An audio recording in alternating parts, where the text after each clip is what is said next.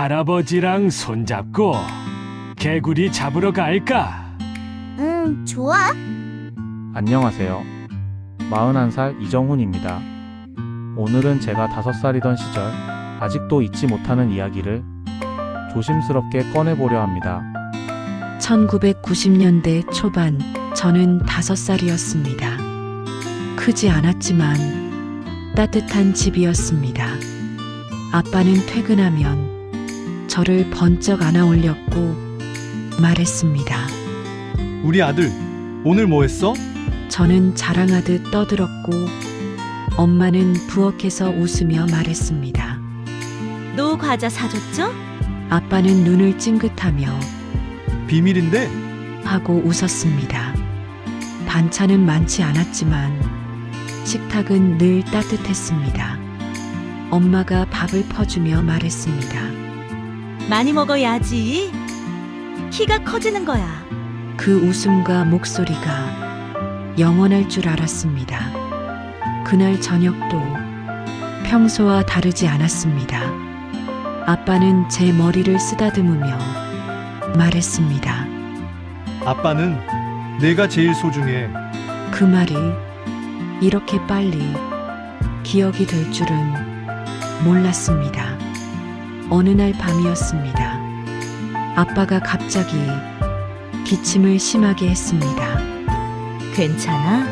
엄마가 물었습니다. 아빠는 대답 대신 입을 막았습니다. 그리고 바닥에 떨어진 붉은 피, 엄마의 얼굴이 하얗게 질렸습니다. 여보, 여보. 저는 무슨 일인지 몰라 그저 서 있었습니다. 엄마는 울음을 삼키며 아빠를 부축했습니다. 조금만 참아. 금방 병원 가. 병원 복도는 차가웠습니다. 의사는 낮은 목소리로 말했습니다. 폐암입니다. 엄마가 물었습니다. 치료하면 낫는 거죠? 의사는 잠시 침묵했습니다. 이미 많이 진행됐습니다. 그 말을 저는 이해하지 못했습니다. 하지만 엄마의 어깨가 무너지는 건 보였습니다. 아빠는 저를 불러 힘없이 웃었습니다. 우리 아들 겁먹지 마. 그 손이 그날 처음으로 차갑게 느껴졌습니다. 병원비는 하루가 다르게 늘어났습니다. 엄마는 계산서를 붙잡고 한참을 서 있었습니다. 이건 꼭 해야 하나요? 간호사는 조용히 말했습니다. 최선을 다하려면 필요합니다. 집으로 돌아오면 전등은 하나만 켜졌습니다. 엄마는 말했습니다. 전기세 아껴야지. 밥상 위 반찬은 하나 그리고 국 한 그릇. 아빠는 거의 드시지 못했습니다. 배 안 고파. 하지만 저는 봤습니다. 숟가락을 내려놓는 그 떨리는 손을. 어느 추운 새벽 엄마가 저를 깨웠습니다. 아빠한테 인사해야지. 병실 안은 조용했습니다. 엄마는 울음을 참고 말했습니다. 여보, 배 왔어. 아빠는 힘겹게 눈을 뜨고 저를 바라봤습니다.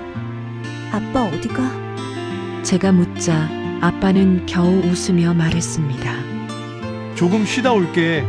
그날 아빠는 조용히 숨을 놓았습니다.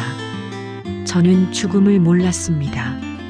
다만 엄마의 울음과 장례식장의 국화 냄새만 기억합니다. 아빠가 떠난 뒤 집은 더 조용해졌습니다. 엄마는 밤마다 혼자 울었습니다. 제가 다가가 물었습니다. 엄마, 왜 울어? 엄마는 웃으려 했습니다. 아니야. 먼지 들어갔어.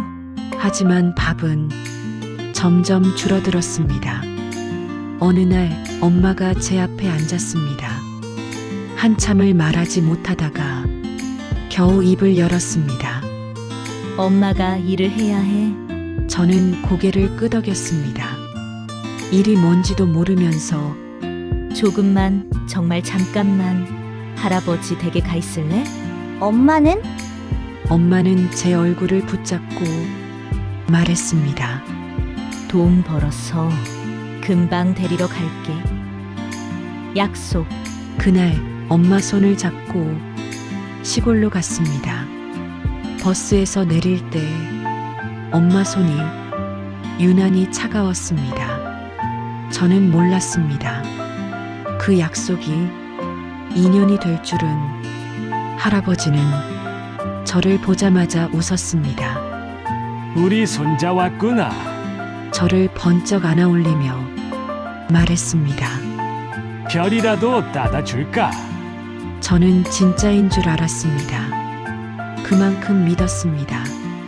밭에 나가면 저는 할아버지 뒤를 졸졸 따라다녔습니다.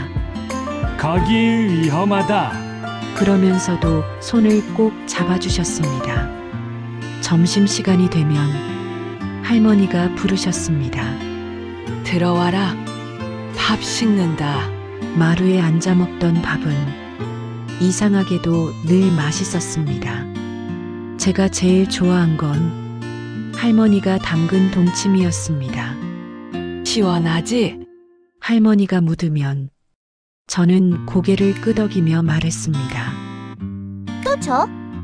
그때의 저는 잃은 게 많은 아이가 아니라 사랑받는 손자였습니다. 적어도 그때만큼은 그랬습니다.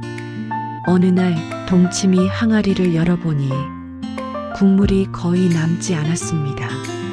제가 말했습니다. 할머니, 다 먹었어. 할아버지가 웃으며 안을 들여다보셨습니다. 우리 손자 좋아하는데 이러면 안 되지. 그리고는 모자를 쓰며 말했습니다. 읍내 다녀오마. 할머니가 말렸습니다. 내일 가요. 춥잖아요. 하지만 할아버지는 저를 보며 웃었습니다. 금방 다녀온다. 기다려. 저는 물었습니다. 사탕도 사와? 그럼 과자도 사오지. 옷도? 할아버지는 고개를 끄덕였습니다. 예쁜 거 보이면 오토바이 시동 소리가 마당을 울렸습니다. 저는 문 앞에 서서 손을 흔들었습니다. 빨리 와. 그 말이 마지막 인사였습니다. 해가 기울어도 오토바이 소리는 들리지 않았습니다. 저는 마당을 서성이다 할머니를 붙잡고 물었습니다. 할아버지 왜 안 와? 할머니는 잠시 길 쪽을 바라보다 아무렇지 않은 척 말했습니다. 길이 미끄러워서 그렇지. 금방 오신다. 그 목소리에는 조금의 걱정이 섞여 있었지만 아직 두려움은 아니었습니다. 그때 마당에 낯선 승합차 한 대가 천천히 들어왔습니다. 검은 옷을 입은 어른들이 조용히 내렸습니다. 저는 그저 신기해서 문 앞으로 나갔습니다. 사고가 크게 났습니다. 그 말을 듣는 순간 할머니의 표정이 굳었습니다. 뭐라고요? 바가지가 손에서 미끄러져 툭 마루에 떨어졌습니다. 물은 천천히 번졌고 할머니는 그 자리에 멈춰 섰습니다. 아니에요. 우리 영감 아니에요. 잘못 보신 거죠? 아무도 쉽게 대답하지 못했습니다. 그날 저는 처음으로 어른들이 말을 잃는 장면을 보았습니다. 그리고 집안의 공기가 숨쉬기 힘들 만큼 무거워졌다는 것만 기억합니다. 다음 날 집안에는 어른들이 가득했습니다. 저는 마루 끝에 앉아 사람들 얼굴을 번갈아 보았습니다. 아무도 저를 보지 않았습니다. 제가 물었습니다. 할아버지 언제 와? 잠시 정적이 흘렀습니다. 그리고 작은아버지가 억지로 웃으며 말했습니다. 할아버지 외국 갔다. 왜? 돈 벌러 우리 손자 장난감 사주려고. 저는 고개를 끄덕였습니다. 그 말이 좋았습니다. 그럼 금방 와. 조금만 기다리면 온다. 할머니는 등을 돌리고 서 있었습니다. 어깨가 작게 떨렸지만 울음소리는 들리지 않았습니다. 그날 이후 문이 열릴 때마다 저는 달려나갔습니다. 할아버지 왔어요? 바람만 들어왔습니다. 저는 매일 기다렸습니다. 그리고 어른들은 매일 같은 거짓말을 반복했습니다. 할머니는 평생 술을 입에 대지 않던 분이었습니다. 술은 사람 망친다. 늘 그렇게 말하셨습니다. 그런데 어느 날 밤 할머니가 작은 소주병 하나를 마루에 올려두었습니다. 저는 물었습니다. 그거 뭐야? 할머니는 한참을 보다가 낮게 말했습니다. 약이다. 뚜껑을 돌리는 소리가 유난히 크게 들렸습니다. 한 모금, 그리고 또 한 모금. 눈이 점점 붉어졌습니다. 왜 안 와? 왜 나만 두고 가? 그 말은 저에게 하는 말이 아니었습니다. 저는 조심스럽게 다가가 말했습니다. 할아버지 곧 온다며. 그 순간 할머니의 눈이 저를 향했습니다. 낯선 눈빛이었습니다. 너는 모른다. 그날 밤 처음으로 집이 무섭다고 느꼈습니다. 그날 이후 소주병은 마루 구석에 자주 놓여 있었습니다. 처음엔 조용히 울기만 하던 할머니가 점점 말을 잃어갔습니다. 어느 날 밤 제가 마루를 지나가다 작게 웃었습니다. 할아버지 흉내를 냈기 때문입니다. 별 따다 줄까? 그 순간 소리가 멈췄습니다. 할머니가 저를 바라봤습니다. 눈이 붉게 충혈된 채 입술이 떨렸습니다. 그 말 하지 마.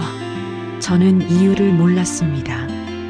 다시 한번 웃으며 말했습니다. 별 따다 줄.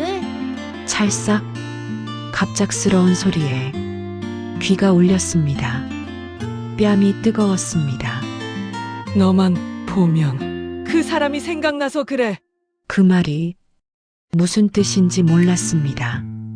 저는 울었고 할머니도 울었습니다. 그날 이후 저는 웃을 때마다 눈치를 보기 시작했습니다. 술이 들어간 밤이면 할머니는 다른 사람이 되었습니다. 왜 이렇게 시끄러워? 이유 없는 짜증이 쏟아졌습니다. 작은 실수에도 손이 먼저 올라왔습니다. 너만 보며 가슴이 찢어진다.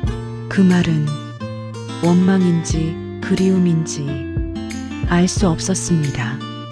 저는 숨을 죽이고 방 구석에 앉았습니다. 문이 삐걱 소리만 나도 몸이 먼저 굳었습니다. 하지만 아침이 되면 전혀 다른 사람이 되었습니다. 제 팔을 붙잡고 멍을 바라보며 속삭였습니다. 많이 아팠지? 연고를 발라주던 손은 분명 따뜻했습니다. 할머니가 미안하다. 저는 그 말을 믿고 싶었습니다. 그래서 아무 말도 하지 않았습니다. 맞은 기억도 울었던 밤도 모두 제 안에 묻었습니다. 저는 그 집에서 울지 않는 법을 배워가고 있었습니다. 그 시간 동안 엄마는 도시에서 혼자 버텼습니다. 낮에는 봉제 공장에서 바늘에 손이 찔리면서도 기계를 멈추지 못했습니다. 동료가 물었습니다. 밥은 먹었어요? 엄마는 웃으며 말했습니다. 먹었죠. 하지만 집으로 돌아오면 냄비에 물을 끓였습니다. 국수 한 줌을 넣고 한참을 기다렸습니다.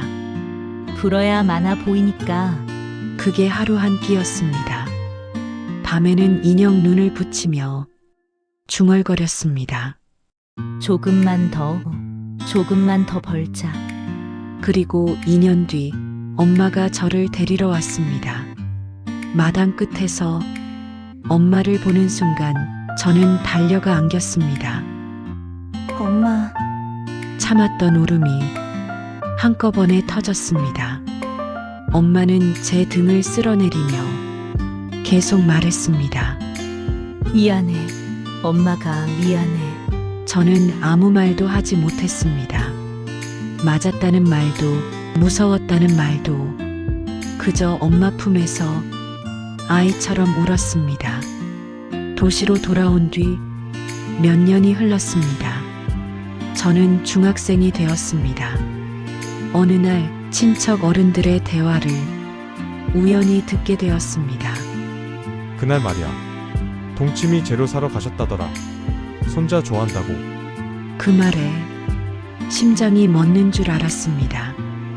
동치미, 제가 좋아하던 그 음식, 저 때문에 읍내에 가셨던 거였습니다. 그 길에 사고가 났던 겁니다. 집에 돌아와 방문을 잠그고 앉았습니다. 그리고 처음으로 제 입으로 말했습니다. 나 때문에 할아버지 나 때문에 돌아가신 거야. 숨이 막혔습니다.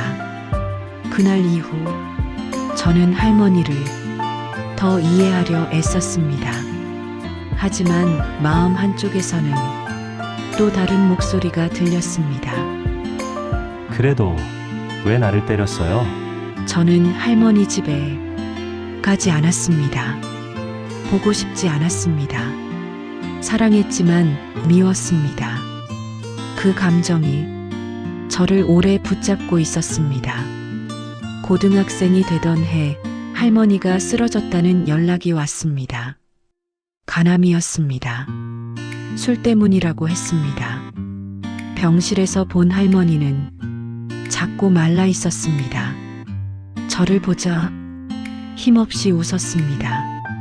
많이 컸네. 그 말 한마디가 왜 그렇게 아팠는지 모릅니다. 며칠 뒤 할머니는 조용히 눈을 감았습니다. 저는 장례식장에 가기 싫었습니다. 엄마가 말했습니다. 그래도 가야지. 국화 냄새가 코끝을 찔렀습니다. 관안에 누운 할머니를 보는 순간 참고 있던 것이 무너졌습니다. 저도 모르게 말했습니다. 할아버지가 나 때문에 돌아가셨다는 거 말이라도 해주고 가셨어야죠. 왜 나한테만 그렇게 하셨어요? 눈물이 멈추지 않았습니다. 그리고 마지막으로 속삭였습니다. 그래도 보고 싶어요. 할머니, 그 시절에 저는 너무 어렸고 어른들도 완전하지 않았습니다. 사랑이었고 상처였고 그리움이었습니다. 하지만 이제는 압니다. 그 모든 시간이 저를 만들었다는 것을, 그리고 그때의 저는 정말로 최선을 다해 살아냈다는 것을. 지금 이 이야기가 누군가의 어린 시절과 닮아 있다면 그 시간도 충분히 잘 버텨낸 삶이었다는 걸 꼭 기억해 주세요. 여러분의 이야기도 조용히 기다리고 있겠습니다. 구독과 좋아요는 이런 이야기들을 계속 전할 수 있는 힘이 됩니다.